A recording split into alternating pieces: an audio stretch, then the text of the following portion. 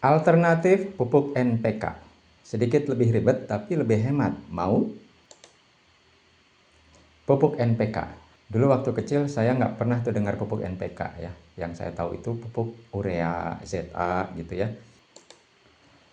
Adalah pupuk majemuk yang mengandung 3 unsur hara, yaitu N atau nitrogen, P atau fosfor, dan K atau kalium.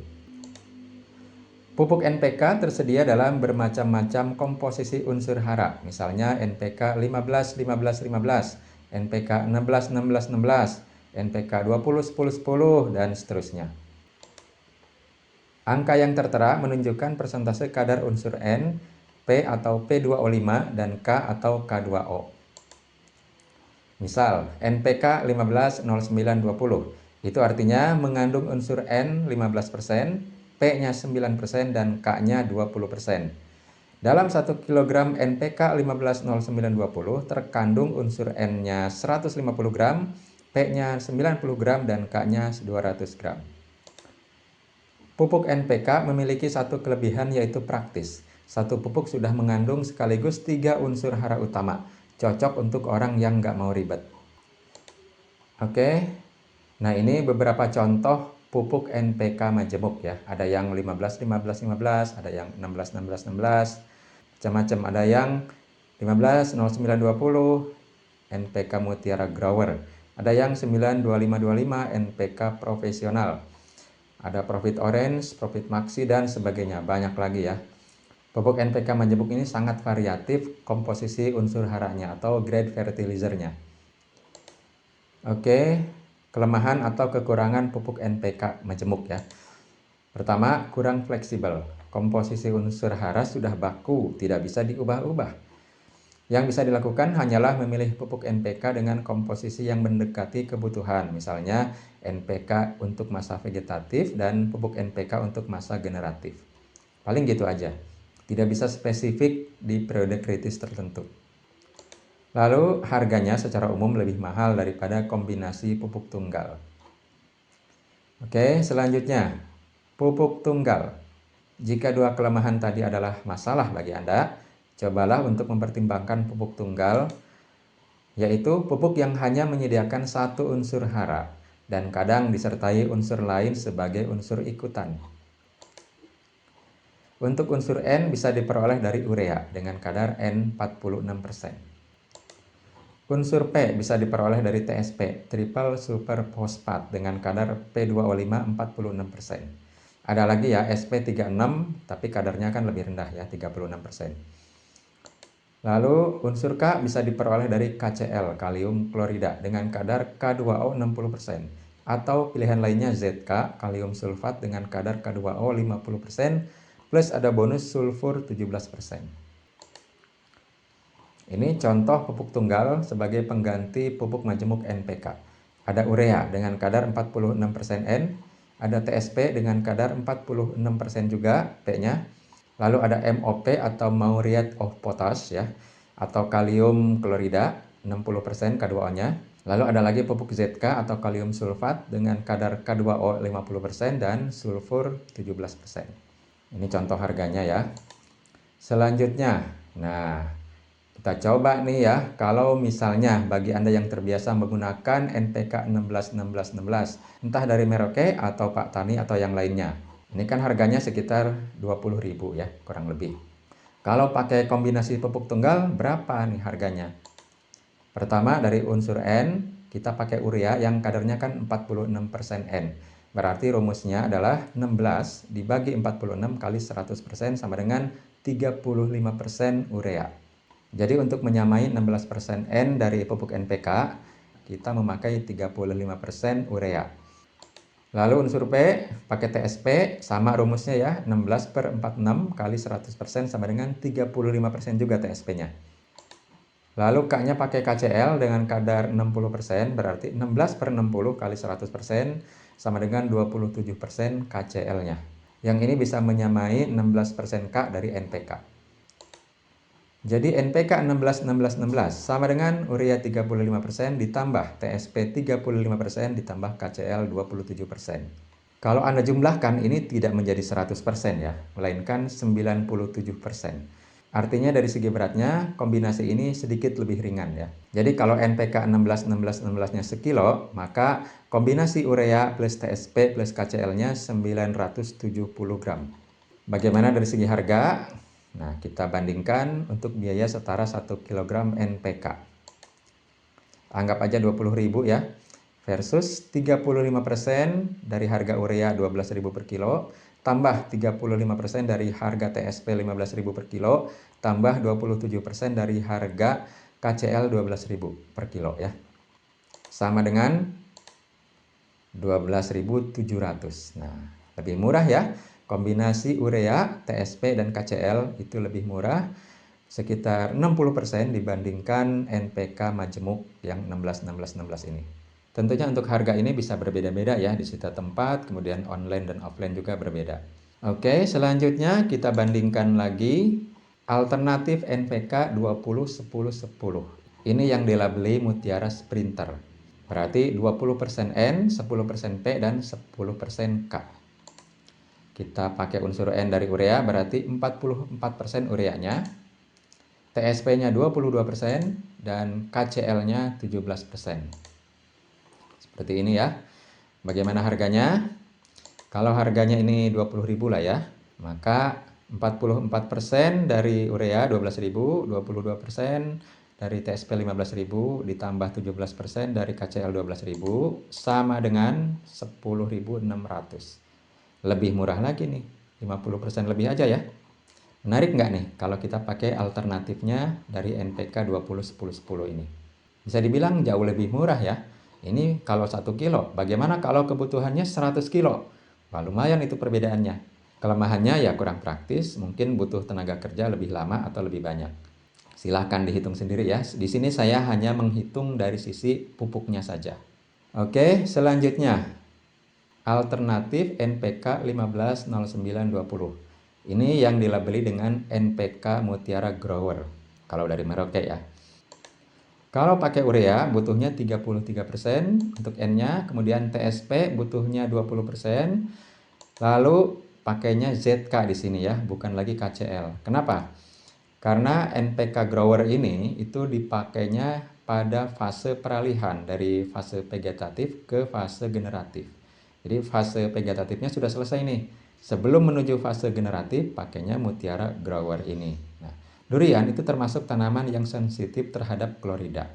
Untuk fase vegetatif, ya klorida masih aman digunakan. Tapi untuk fase generatif, pembungaan-pembuahan, hindari pupuk yang mengandung klor. Karena bisa menjadi racun bagi durian ya, terutama pada buahnya nanti itu.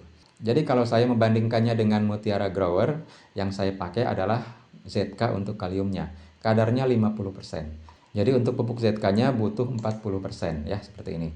Urea 33%, TSP 20% karena hanya 9% ya dari NPK. Kemudian untuk K-nya butuh 40% ZK. Bagaimana dengan harganya? Pupuk ZK itu harganya lebih mahal daripada KCl ya. Jadi di sini akan lebih tinggi. Jadinya adalah 20.000 berbanding 17.000. Jadi bedanya sedikit ya kalau dibandingkan dengan Mutiara Grower. Ini kalau Anda masih bisa dapat harga NPK Grower di 19.000 atau 20.000 ya. Saya lihat sih kebanyakan di atas 20 harganya. Tapi dengan perbedaan yang tidak terlalu jauh ini, ya yang manapun is oke ya. NPK grower dengan kepraktisannya, kemudian pupuk tunggal sedikit lebih murah. Dan ada unsur S-nya ya dari ZK. Selanjutnya saya coba bandingkan lagi dengan NPK 92525. Ini yang dilabeli dengan NPK Mutiara Profesional. Ini juga di masa generatif yang lebih lanjut lagi.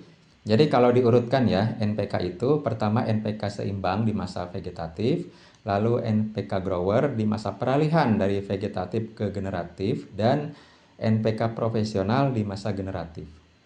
Jika kita ganti dengan pupuk tunggal, ureanya butuh 20%, kecil saja ya karena hanya 9% dari NPK. Lalu TSP-nya cukup besar nih, 54%. Dan ZK-nya 50%. Seperti ini ya, urea 20%, TSP 54%, dan ZK 50%. Ini setara kadarnya dengan NPK 92525. Bagaimana dengan harganya? Kalau bicara 1 kg NPK profesional, Kira-kira 22.000 lah harganya ya, bisa lebih atau kurang. Nah, untuk kombinasi pupuk tunggal ini harganya ternyata sedikit lebih mahal, yaitu 23.000. Wow ya, menarik ini. Yang bikin lebih mahal ini karena P-nya butuh lebih tinggi ya, di mana harga TSP ini 15.000 dan terutama ZK-nya butuh lebih tinggi ya. Harga ZK ini sekitar 25.000 per kilo. Kalau perbandingannya seperti ini sih ya, saya sih pilih NPK profesional ya karena lebih praktis. Walaupun dari TSP ada Ca ya, kemudian dari ZK ada sulfur. Nah, ini tambahannya atau bonusnya bisa saya cari dari sumber lain. Oke, selanjutnya ada lagi ya, alternatif NPK 62738. Ini yang dilabeli dengan Profit Maxi. Profit Maxi ini untuk masa generatif ya, karena N-nya kecil, P-nya tinggi, dan K-nya lebih tinggi lagi. Plus dia ada TE ya, unsur hara mikro. Harganya ini 27.000 tapi per setengah kilo. Jadi kalau sekilo kira-kira 55.000 dan ada juga yang sampai 60.000 per kilo. NPK Profit Series ini baik yang Profit Maxi, Profit Merah, Profit Orange, Profit Hijau itu lebih mahal ya, 2-3 kali lipat daripada NPK biasa. Jika kita pakai urea, kemudian TSP dan ZK, nah ini perbandingannya adalah ureanya 13%, TSP-nya 59% dan ZK-nya 76%. Biaya setara 1 kg NPK Profit Maxi. Harganya kita anggap saja 55.000 per kilo. Dibandingkan dengan 3 pupuk tunggal ini adalah 29.500 ya. Jauh lebih murah jadinya ya kalau dibandingkannya dengan NPK Profit Maxi karena ini memang pupuk yang beda level ya. Dia jauh lebih cepat pelarutannya. NPK Profit Maxi ini cocok dipakai untuk merangsang bunga maupun pembesaran buah ya karena P-nya sangat tinggi, K-nya lebih tinggi lagi. Sedangkan N-nya sangat kecil ya. Tapi kalau saya pakai pupuk tunggal untuk merangsang bunga, saya tidak akan pakai urea sama sekali ya. Barulah setelah bunganya muncul, ureanya dipakai lagi. P-nya dikurangi, K-nya yang sangat diperbesar. NPK Profit Maxi ini setara dengan gabungan MKP ditambah KNO3. Dia komposisi unsur haranya kalau dua pupuk MKP dan KNO3 digabungkan itu mirip ya. Dan saya sendiri akan lebih memilih ya, kalau pilihannya antara NPK Profit Maxi atau MKP plus KNO3, saya akan pilih MKP untuk fase pembungaan, lalu dilanjutkan dengan KNO3 untuk masa pembesaran dan pematangan buah. Kalau NPK Profit Maxi ini untuk masa generatif secara umum ya, mulai dari pembungaan sampai pembuahan. Jadi saya pribadi lebih suka pupuk yang spesifik sesuai kebutuhan tanaman di fase tertentu.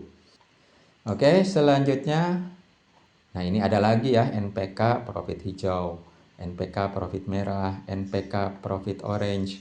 Kalau Anda mau gunakan alternatif dari pupuk-pupuk ini silahkan hitung sendiri ya. Oke, selanjutnya hal yang perlu diperhatikan kalau kita mau pakai kombinasi pupuk tunggal. Pertama, kecepatan penyerapan pupuk itu berbeda-beda antara urea, TSP, dan KCl atau ZK. Urea paling cepat terserap dan TSP paling lambat. KCl dan ZK itu sedang.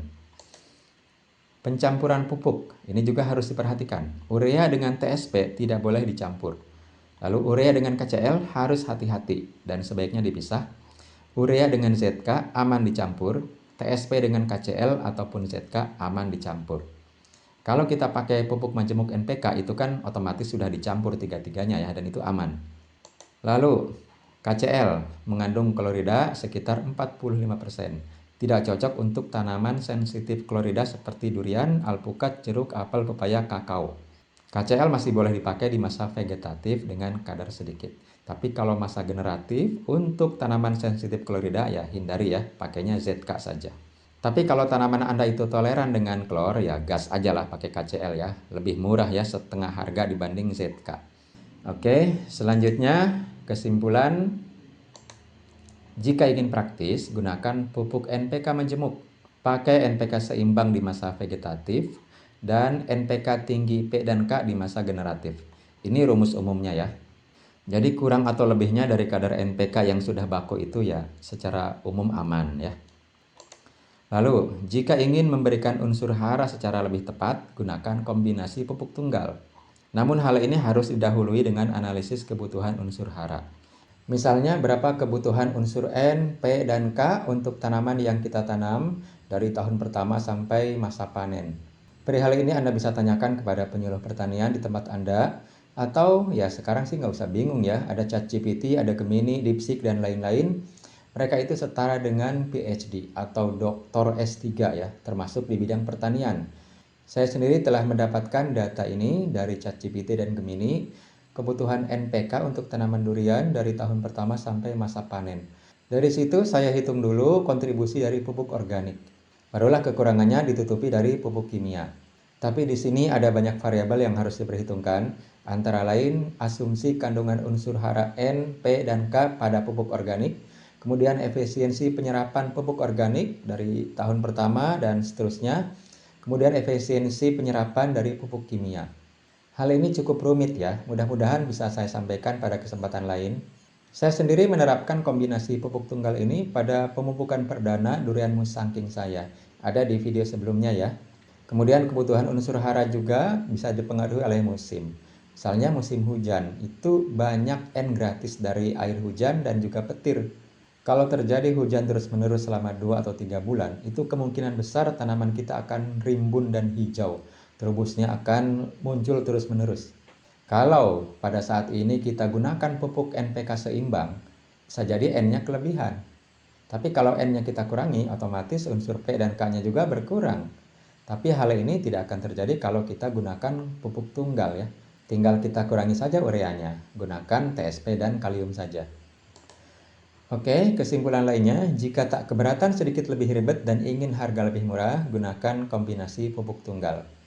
Harus diakui, menggunakan 3 pupuk itu akan sedikit lebih ribet dalam aplikasinya dan lain-lain dibanding satu pupuk yang berisi 3 unsur sekaligus.